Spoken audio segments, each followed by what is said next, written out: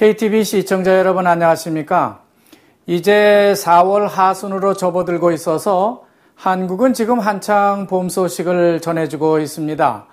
반면 인도네시아는 우기를 마치고 건기로 접어들고 있기 때문에 점점 더위를 느끼고 있습니다. 하지만 아직도 국지적으로 폭우가 내리고 있습니다.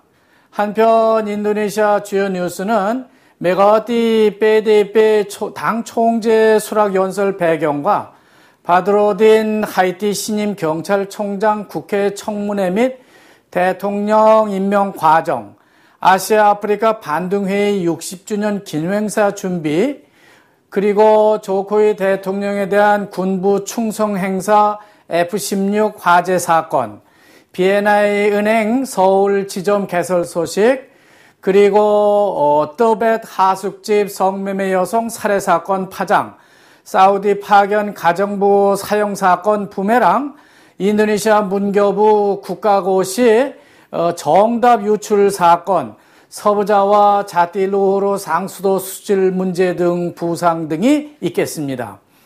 첫째, 메가와티 PDIP 당 총재 수락연설 배경을 살펴보도록 하겠습니다. 사실상 PDIP 당은 조코이 대통령을 배출한 여당입니다. 그렇지만은 대통령이 추진하는 정책 방향에 아무런 영향력을 갖지 못한 채 6개월을 보낸 게 사실입니다. 당정 간 협력이나 여당 프리미엄은커녕 야당이 주장하는 메가와티 수렴 총정 의혹만 키워왔다고 볼 수 있습니다. 이런 의혹이 겉으로 드러난 것은 전혀 없습니다. 그러나 최근 부디구나원 경찰청장 임명하는 과정에서 메가와티의 입김이 크게 부각돼서 당정관계에 큰 금이 가고 있다는 것은 분명합니다. 이때를 비집고 아브리잘 바크리 골가르당 총재하고 브라보 KMP 지도자가 조코이 대통령에게 바짝 다가서고 있습니다. 꼬일 대로 꼬인 인도네시아 정국을 풀고 싶었던 조코이 대통령으로서는 불편한 PDIP 여당보다는 오히려 야당인 KMP 연합에 기대서 자기의 정책 수행에 박차를 가고 싶을 것입니다. 이것을 그냥 두고만 볼 수 없는 PDIP 당으로서는 발리 당 총재 선출 회의에서 조코이 대통령과 제이카 대통령을 초대하고 말씀을 나눴습니다. 하지만 대통령으로서의 권위를 전혀 인정하지 않고 그저 PDIP 평당원으로서의 참석만 허용됐습니다. 이런 상황에서 메가와티 총재는 간접적 수사로 대통령의 업무 수행에 대한 방향을 하나하나 짚어나갔습니다. 당정 간 협력을 하라는 의도로 해석되는 것입니다. 하지만 야당은 메가와티를 강하게 비난하고 나왔습니다. 수렴 청정을 하는 것으로 비화하기 시작한 것입니다. 그러나 조코이 대통령은 아무 코멘트도 하지 않고 그저 PDIP 당 행사를 마치고 돌아왔습니다. 언론은 당정 간 협력을 강화하는 것은 정당 정치를 목표로 하는 인도네시아 정치권의 일반론이지만은 지나친 간섭은 문제가 있다는 식의 여론 분위기를 타고 있습니다. 여기서 인도네시아의 당정 간 협력 문제는 어디까지 허용하는 것이 적정한 것이냐 하는 근본적 문제로 발전하고 있습니다. 대통령이 여당의 정책 방향을 따라야 하느냐 아니면은 대통령은 당을 떠나서 국민의 여론을 따라야 할 것이냐 하는 이런 문제에 봉착한 것입니다. 결국 대통령 혼자서 정책을 수행할 수도 없기 때문에 당정 간 협력은 좀 더 강화될 것으로 전망되고 있습니다. 지난주 바드로딘 하이티 신임 경찰총장 임명 절차가 빠르게 마무리됐습니다.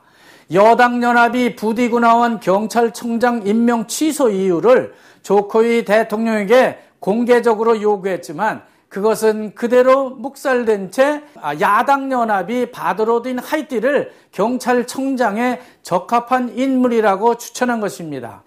조코이 대통령도 국회 동의안을 받아들이자마자 즉시 신임 경찰청장으로 바드로딘 하이티를 임명하는 절차를 진행했습니다. 조코이 대통령은 바드로딘 하이티 신임 경찰총장을 사성장군으로 진급시키기도 전에 우선 경찰청장 임명 절차부터 진행하고 있는 것입니다. 뭔가 대통령이 쫓기는 듯한 느낌을 여기서 지울 수 없습니다. 하지만 신임 경찰청장은 취임 일성으로 첫째, 경찰 내부 결속을 다지고 둘째, 카페가와의 관계 개선을 단단히 할 것이라고 밝히고 있습니다. 다음은 아시아 아프리카 반둥회의 60주년 기념행사 준비 소식입니다. 행사 준비는 거의 다 된 것으로 알려지고 있는 가운데 반둥 지역 군경 합동 테러 보안 점검 행사가 있었습니다. 이어서 자카르타에선 무르도코 총참모총장 주관 아래 테러 진압 시범 및 대통령에 대한 군부 충성 선언 행사가 있었습니다. 그런데 이날 불행하게도 테러 진압 훈련 시범조 한 명이 로프를 타고 건물을 하강을 하다가 낙상을 했습니다. 또 시범 비행을 위해서 한림 공군 비행장 활주로에 나가서 대기하고 있던 F-16 미국산 전투기 한 대가 불에 타는 사고가 발생했습니다. 하지만 조코이 대통령은 자신에게 충성을 다짐하는 군 행사에 선물을 안겨줬습니다. 국가 안보와 국민 경제에 큰 힘이 되는 군인들의 수당을 60% 정도 인상하겠다고 약속을 한 것입니다. 그것도 오는 5월부터 즉시 시행하겠다고 말해서 군인들의 박수갈채를 받았습니다. 한국신한은행과 인도네시아 PT 방메트로 익스프레스가 서로 합치기로 했다는 소식이 전해지는 가운데 PT 방네가라 인도네시아 즉 비엔이 엄빠다남이 금년 내 한국에다가 지점을 개설해서 영업을 시작할 것이라고 말하고 있습니다. 한국에 나가서 일하는 인도네시아 노동자들의 송금 절차가 아주 편해지게 된 것입니다. 반면에 우리 교민들도 비엔이를 이용할 경우에 아주 편리하게 송금을 주고받을 수 있게 됐습니다. 지난주 남부 자카르타 떼벳에 위치한 한 하숙집에서 인터넷을 통해서 성매매를 하던 26세 아름다운 여성이 사망을 해서 세상이 떠들썩합니다. 이 여성은 버스라고 하는데 묵으면서 손님을 받다가 그만 사고를 당한 것입니다. 물론 살인 용의자는 곧 검거돼서 조사를 받고 있습니다만 이 여성이 자기를 너무 비하하는 말을 했기 때문에 그녀를 살해했다고 용의자는 말하고 있습니다. 최근 몇 년간 남부 자카르타 떼벳 지역은 상당히 급격한 발전을 거듭하고 있습니다. 예전엔 주택가에 불과하던 곳이 이제는 상가라든지 식당이 들어서고 코스와 작은 호텔이 많이 들어선 겁니다. 특히 이곳엔 카페와 미장원이 우후죽순처럼 늘어나고 있다고 합니다. 사우디에 나가서 가정부로 일하던 인도네시아 떼까웨 여성이 사형을 당했습니다. 이 여성은 주인을 살해한 혐의를 받아서 사형을 당한 것입니다. 인도네시아 외교부는 사형을 면케해달라는 요청을 거듭 요청했지만 사우디 사법부는 아무 통고도 없이 그냥 사형을 집행했다고 전해지고 있습니다. 하여간 37명이나 되는 인도네시아 해외 파견 노동자가 현재 사형 언도를 받고 사형 대기를 하고 있습니다. 그동안 인도네시아 정부가 외국인 사형 문제를 놓고 강경론을 펴왔는데요. 그만 자국민이 먼저 사형 부메랑을 맞은 것이 돼서 뉴스거리가 되고 있습니다. 인도네시아 국가고시 정답이 유출돼서 국가고시 존폐 논란이 재발하고 있습니다. 인도네시아 학생들은 우지안 나셔널이라는 국가고시를 통과해야만 졸업장을 손에 쥘 수 있습니다. 그런데 시험 문제가 매년 유출되는 사고가 발생해서 논란이 되고 있는 겁니다.